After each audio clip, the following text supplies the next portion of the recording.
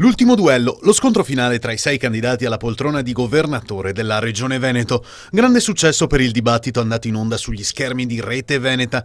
Zaia, Moretti, Tosi, Berti di Lucia Coletti e Morosin hanno risposto alle domande del direttore Bacialli. Tema centrale è quello del lavoro e le prospettive per questa regione. Nel nostro programma abbiamo inserito la possibilità già applicata in altri paesi d'Europa come l'Irlanda, come la Spagna, quindi altri paesi che hanno vissuto la crisi e non sono usciti prima di noi, di istituire zone franche in Veneto.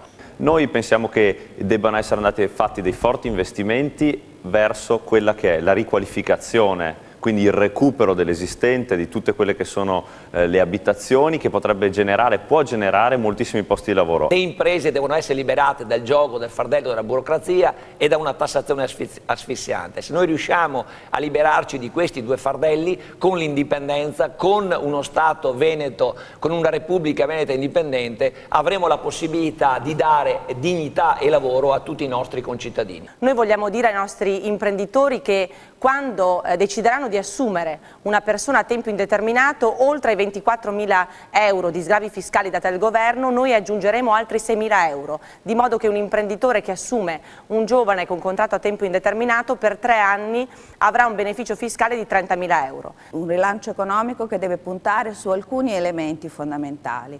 Una messa in sicurezza del territorio, un territorio come questo ad altissimo rischio idrogeologico significa rilancio per le nostre imprese. Ancora una sinergia vera, un'interrelazione vera tra i centri di formazione e le nostre imprese. Sono il saper aver modo di dedicare ad esempio il frutto del nostro negoziato in Europa, che è il nuovo Fondo Sociale Europeo, sono 760 milioni di euro che noi nei prossimi anni dedicheremo proprio alle politiche attive del lavoro, all'alternanza scuola-lavoro e a quello che noi abbiamo definito il modello bavarese, il modello tedesco, ovvero integrare sempre di più la formazione con il mondo del lavoro.